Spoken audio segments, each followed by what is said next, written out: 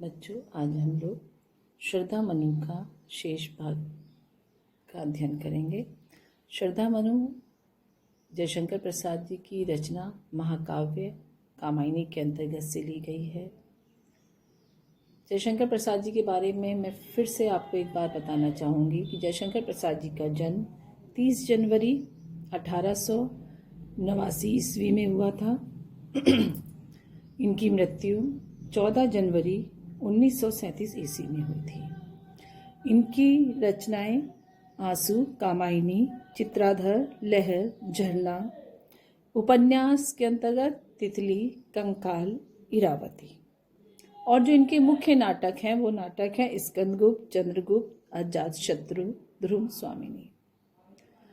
अब हम आपको ये आपका जयशंकर प्रसाद जी के बारे में है। अब इसके बाद हम आपको आगे पढ़ाते हैं। जो हम पढ़ा चुके हैं वहाँ पर श्रद्धा, हमने वहाँ तक पढ़ाया था जहाँ पर श्रद्धा हिमालय को देखने के लिए आई है और उनके दर्शन, उसकी सजावट के दर्शन कर रही है। अब आगे देखिए। यहाँ देखा कुछ बलि का अन्न, भूत हित रत किसका यह दान। श्रद्धा कह रही कि मैंने यहाँ पर बलि के अन्न को देखा।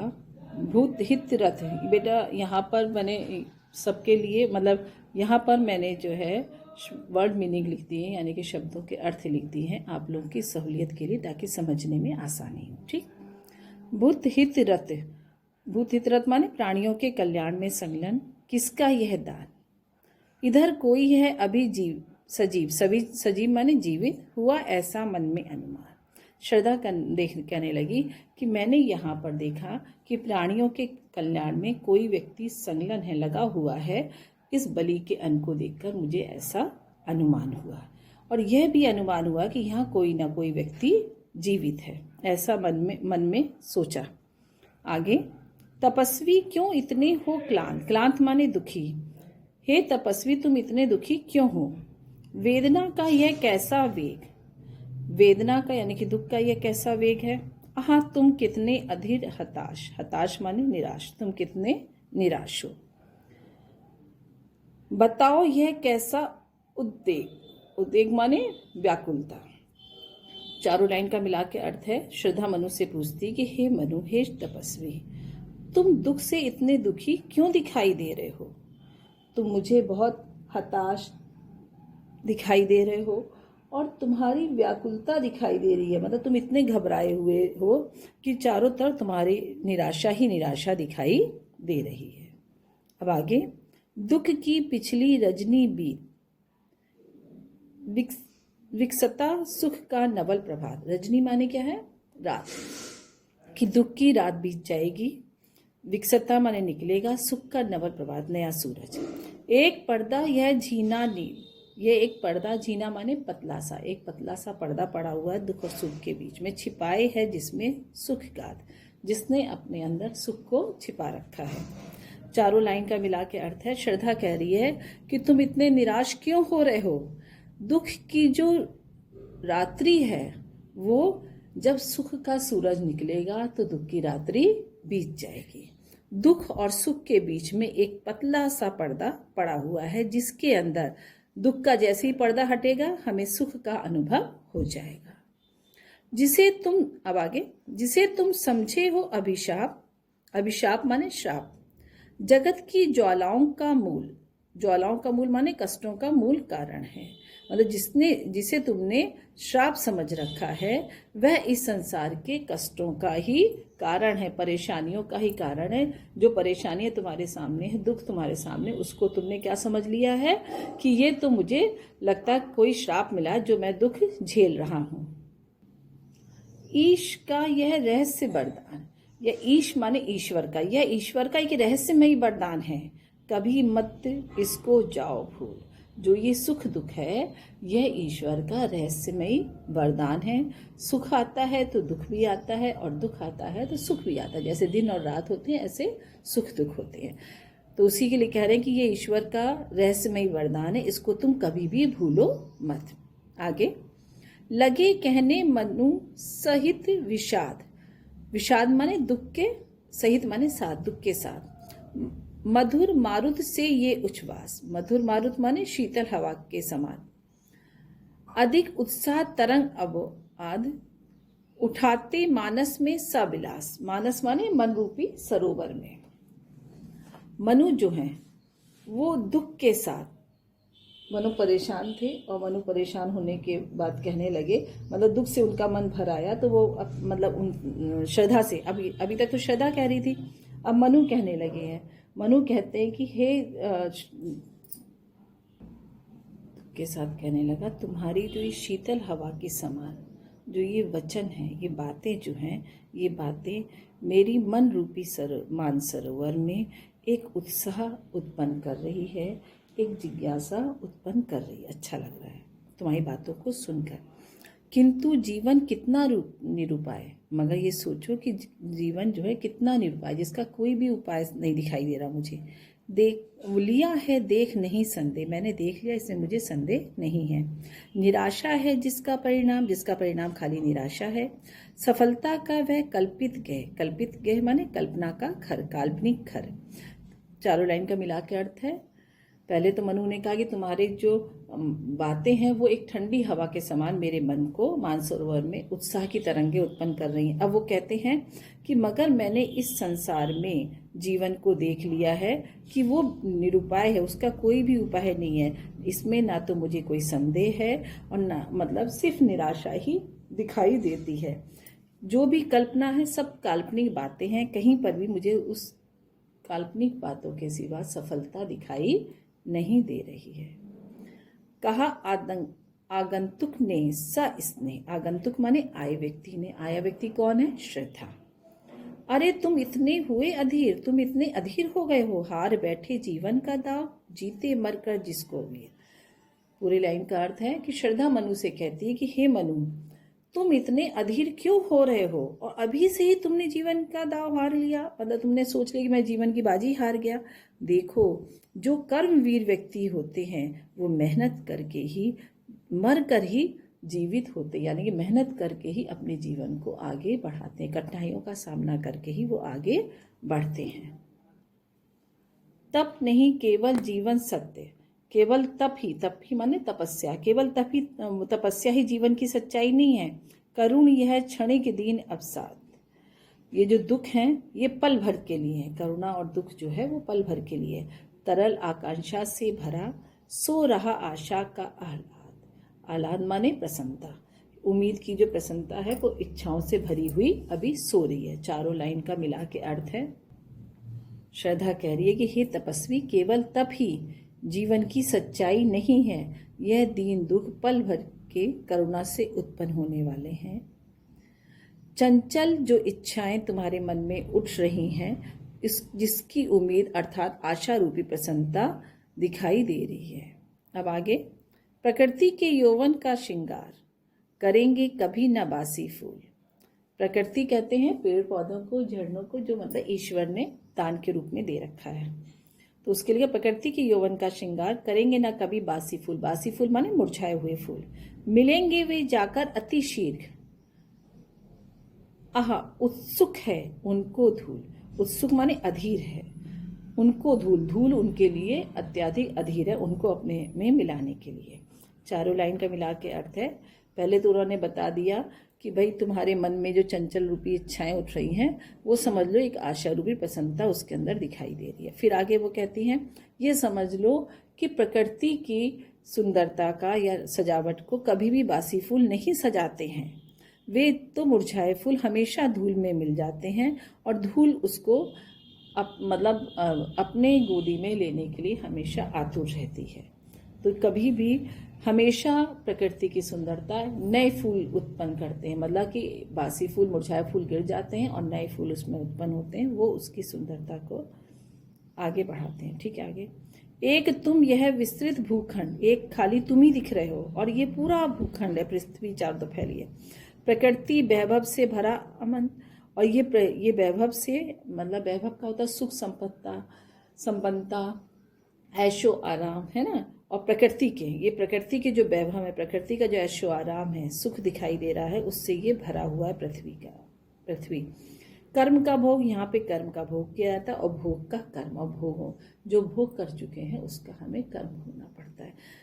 यही जड़ का चेतन आनंद, यही जड़ चेतन का आनंद है, मतलब यही जीवन की सच्चाई है। ठीक है, अब देखो इसके अंदर क्या है, इन्होंने ये कहा, श्रद्धा ने मनु से कहा कि हे मनु, तुम खाली अकेले यहाँ पर दिखाई दे रहे हो इस पृथ्वी पर, और ये पृथ्वी जो है पूरी प्रकृति के ऐशो आराम से, सुख सुविधा से भरी हुई है। यहाँ पर कर्म का भोग, मतलब जो हम लोग कहते हैं पिछले जन्म में जो हम कर्म कर चुके उसको हम भोगते हैं, और यहाँ पर जो भोग कर रहे हैं वो हम इस तरह से करते हैं ताकि अगले जन्म में हम जो अब कर्म करते हैं वर्तमान में, वो ऐसा कर्म करें जिससे कि आने वाले कल में उसका भोग हम अच्छे से कर सकें। यही जड़ चेतन का आनंद, यही हमारे जीवन का चक्र है। ठीक, अकेले तुम कैसे असहाय, तुम अपने आप को अकेले असहाय क्यों समझ रहे हो? यजन कर सकते तुच्छ विचार, अपने तुच्छ विचार को, छोटे विचारों को छोड़ो, तुम यजन कर सकते हो। यजन माने यज्ञ कर सकते हो, मतलब यहाँ पर श्रद्धा कह रही है कि तुम अपने आप को अकेले समझ के क्यों अकेले असहाय क्यों समझ रहे हो? तुम अकेले कैसे हो सकते हो? हे तपस्वी, तुम तुच्छ विचार को छोड़ो, तुम तो यज्ञ भी कर सकते हो। यज्ञ करने के लिए क्या होता है? यज्ञ करने के लिए यहाँ पर कहा, मतलब श्रद्धा का कहने का तात्पर्य ये, यज्ञ के अंदर स्त्री और पुरुष यानी पति पत्नी दोनों शामिल होते हैं, तो उसी के लिए यहाँ पर कहा कि तुम अपने उस विचार को छोड़कर तुम यज्ञ कर सकते हो। तपस्वी आकर्षण से ही कर सके नहीं आत्मविस्तार। हे तपस्वी, तुमने अपने जीवन को आकर्षण से हीन बना रखा है, जिसके कारण तुम आत्मविस्तार नहीं कर पा रहे। अब पूरे चारों लाइन का मिला के अर्थ बता रही हूँ। श्रद्धा कहती है कि हे मनु, तुम अपने आप को असहाय क्यों समझ रहे हो? ये तुच्छ विचार को निकाल दो, तुम अकेले यज्ञ नहीं कर सकते, तुमने तो अपने आप को आकर्षण से हीन कर रखा है, जिसके कारण तुम आत्मविस्तार नहीं कर पा रहे हो। अब आगे, समर्पण लो सेवा का सार, सजल संस्कृति का यह पतवार। समर्पण माने मैं अपने आप को समर्पित करती हूँ, मेरे सेवा को ग्रहण करो। सजल संस्कृति माने संसार रूपी, जो ये सजल माने मतलब जल से भरी हुई जो पृथ्वी है, उस संसार रूपी भव सागर में पृथ्वी में मैं पतवार के समान आपका उस पतवार के समान काम साथ दूंगी। आज से है जीवन उत्सव, इसी पद तल में विगत विकार का मतलब होता है कुछ पिछली बुराइयां। तो आगे वो कह रहे हैं चारों लाइन का मिलाकर अर्थ है कि हे क्या कहते हैं मनु से कह रही हैं कि हे मनु, मैं समर्पित अपने आप को तुम्हारे प्रति समर्पित करती हूँ और तुम्हारी सेवा करना चाहती हूँ। इस जलमग्न संसार में मैं तुम्हारी पतवार के समान पतवार बनना चाहती हूँ, और यह जीवन मैंने तुम्हारे ऊपर उत्सर्ग माने निछावर कर दिया है। मैंने अपना जीवन तुम्हारे ऊपर निछावर कर दिया है, तुम्हारे चरणों जीवन साथी बनकर तुम्हारे चरणों की सेवा करना चाहती हूँ। अब आगे, बनो संस्कृति के मूल रहस्य। संस्कृति माने संसार के जो मूल रहस्य है, उस संसार के मूल रहस्य के कारण बनो। तुम्ही से फैलेगी वह बेल, तुम्ही से बेल फैलेगी, विश्व भर सौरभ से भर जाए। विश्व माने संसार, सौरभ माने खुशबू से भर जाए। सुमन के खेलो सुंदर खेल, सुमन के यानी कि फूलों के सुंदर खेलों को खेलो। तो यहाँ पर क्या कहते हैं कि मतलब पहले तो उन्होंने कहा कि लो मैं तुम्हें अपने आप को तुम्हें समर्पित करती हूँ, तुम्हारी जीवन संगनी बनने को तैयार हूँ। फिर वो कहते हैं कि तुम इस संसार के मूल रहस्य को समझो, क्योंकि हम दोनों से ही इस संसार की बेल फैलेगी, और जो फूल के समान जो मानव रूपी फूल होंगे, उन फूलों से ये संसार, उन फूलों की खुशबू से ये संसार भर जाएगा। और सुंदर खेल खेलो, उन फूलों से, मानव रूपी फूलों से की खुशबू से संसार भर जाएगा। मानव रूपी फूलों की रचना करके तुम जीवन रूपी सुंदर खेल खेलो। ठीक, अब आगे है, और यह क्या तुम सुनते नहीं विधाता का मंगल वरदान। विधाता का जो मंगल वरदान है उसके बारे में तुम्हें सुनाई नहीं दे रहा है। शक्तिशाली हो, विजयी बनो, विश्व में गूंज रहा है गान। हे मनु, विधाता के वरदान को ध्यान से सुनो। तुम इस विश्व में तुम मानव रूपी फूलों की रचना कर सकते हो, इस विश्व को आगे बढ़ा सकते हो, शक्तिशाली हो, तुम विजयी बनो। यही संसार में विजय का गान गूंज रहा है। डरो मत अरे अमृत संतान, अमृत संतान माने देवपुत्र। अग्रसर है मंगलमय वृद्धि, अग्रसर है माने सामने उपस्थित है, मंगलमय वृद्धि का मतलब हो गया कल्याणकारी वृद्धि। पूर्ण आकर्षण जीवन केंद्र, जीवन का केंद्र जो है पूरी आकर्षण से भरा हुआ है। खिंची आवेगी सकल समृद्धि, समृद्धि माने वैभव, ऐशो आराम, सुख, संपत्ता, ये इसके बारे में। ठीक है, तो चारों लाइन का मिला के अर्थ है। श्रद्धा कहती है कि हे देवपुत्र, तुम डरो मत, तो क्योंकि तुम्हारे सामने तो कल्याणकारी वृद्धि जो है सामने उपस्थित हो रही है पूरे आकर्षण के साथ, इसलिए संपूर्ण सुख, संपत्ता और वैभव तुम्हारे सामने अपने आप खिंची चली आएगी। विधाता की कल्याणकारी सृष्टि सकल हो इस भूतल पर हो, ईश्वर की जो कल्याणकारी रचना है इस भूतल पर, इस पृथ्वी पर सफल हो जाए। पटे सागर बिखरे ग्रहपुंज और ज्वालामुखी हो जो, मतलब वो कह रही हैं, श्रद्धा कह रही है, पटे सागर का मतलब है सागर उफनते हुए समुद्र पट जाए, बिखरे ग्रहपुंज, चाहे ग्रहपुंज यानी ग्रह नक्षत्र भी बिखर जाए, ज्वालामुखियां चूर चूर हो जाए, ज्वालामुखी फट जाए। चारों लाइन का मिला के अर्थ है कि ईश्वर की जो कल्याणकारी रचना है ये इस पृथ्वी पर सफल होगी, चाहे समुद्र पट मतलब समुद्र पट जाए, चाहे ग्रह नक्षत्र चारों तरफ बिखर जाए, चाहे ज्वालामुखी चूर्ण चूर्ण हो जाए, कुछ भी हो जाए, कोई भी परेशानी आ जाए, मगर विधाता की कल्याणकारी रचना में किसी प्रकार की बाधा उत्पन्न नहीं होगी, इस भूतल पर उसकी रचना सफल होगी। ठीक, अब आगे है। उन्हें चिंगारी सदर्प, सदर्प माने गर्व के साथ, कुचलती रहे खड़ी सानन, कुचलती रहे मतलब समाप्त करती रहे, खड़ी सानन माने आनंद के साथ।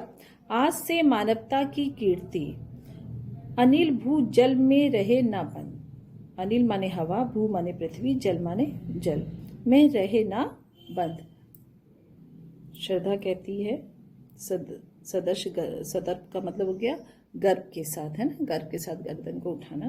तो अब यहाँ पर कह रही कि हे मनु, यदि तुम निराशा को त्याग करके दृढ़ निश्चय करके अपने कर्म में लग जाओगे, तो ये जो भी सागर है, ग्रह नक्षत्र है, ज्वालामुखियां हैं, मुखी हैं, इन सबों को, उनकी चिंगारियों को तुम अपने पैरों के तले कुचल कर मानवता की विजय प्राप्त करोगे और मानवता की कीर्ति को मतलब मानवता की विजय प्राप्त करोगे, या मानवता की कीर्ति माने प्रसिद्धि को चारों पृथ्वी, जल और हवा में उसको बंद नहीं होने दोगे, बल्कि उसको और फैला दोगे। आगे, जल्दी के फूटे कितने उत्स माने झरने, जल्दी होता है, जल्दी माने सागर, मतलब समुद्र के कितने भी, ये सब चीजें जो समुद्र है, ज्वालामुखी है, ग्रह नक्षत्र हैं, और क्या कहते हैं सागर, मतलब ये सब चीजें जो है कठिनाइयों का सामना करने के लिए बताया है। कि मतलब श्रद्धा जो है मनु को बार बार यही समझाने की कोशिश कर रही है कि हे मनु, रास्ते में कितनी भी कठिनाई, कितनी भी परेशानी आएंगी, सबको अपने कर्मों के अनुसार, अपने दृढ़ निश्चय के साथ उस परेशानियों को समाप्त करते हुए आगे बढ़ो। तो उसी के लिए कहा कि कितने भी समुद्र में झरने उत्पन्न हो जाएं, द्वीप कछप डूबे उतराए, कछप माने कछुए के समान, जो द्वीप है वो कछुए के समान उतराए, उतराए माने तैरने लगे या डूब जाए, किंतु वह खड़ी रहे दृढ़ मूर्ति, दृढ़ मूर्ति के समान खड़ी रहे, अभ्युदय का कर रही उपाय, अभ्युदय माने उन्नति का, इस संसार की उन्नति का उपाय कर रही है। तो दोनों इनका लाइन का अर्थ, इन चारों लाइन का मिला के अर्थ, इस समुद्र में कितने ही झरने फूटे, यानी कि प्रलय आ जाए और द्वीप जो है वो कछुए के समान डूबने लगे या तैरने लगे, फिर भी मानव जाति दृढ़ मूर्ति के समान अचल खड़ी रहे और सदैव उन्नति का उपाय करती रहे। अब आगे, शक्ति के विद्युत कण मतलब परमाणु है ना, जो व्यस्त विकल बिखरे हैं हो निरुपाय। विकल बिखरे हुए हैं, फैले हुए हैं चारों तरफ। निरुपाय माने जिसका कोई उपाय नहीं है। समन्वय उसका करे समस्त, हमें उसको समन्वय करना चाहिए, एकत्र करना चाहिए। विजयनी मानवता हो जाए, उससे हमारी मानवता विजय को प्राप्त होगी। श्रद्धा कह रही है कि आज जो ये परमाणु वाली जो शक्ति है, उस शक्ति के कारण मानव शक्ति अलग अलग होकर बिखरी पड़ी है, जिसका कोई भी उपाय समझ में नहीं आता है। इन सारी शक्तियों को एकत्र करके, समन्वय करके हमें आगे बढ़ना चाहिए, तभी हमारी मानवता की विजय होगी। ठीक, हमारा चैप्टर अब यहीं पर समाप्त होता है। ये अब हमारा 3rd चैप्टर कंप्लीट हो गया जयशंकर प्रसाद जी का। इसके बाद हम आपको दूसरा चैप्टर पढ़ाएंगे, मगर पढ़ाने से पहले हम आपसे ये कहना चाहेंगे कि बेटा जो भी वीडियो आ रहा है उसको सब्सक्राइब और लाइक ज़रूर करते चलो, क्योंकि नेक्स्ट वीडियो आपको तभी समझ में आता जाएगा। आप लगातार देखते रहेंगे, जब आप सब्सक्राइब करेंगे तो वो अपने आप आएगा। ठीक है, और जो भी बात समझ में नहीं आती है उसको आप ज़रूर पूछिएगा। ठीक।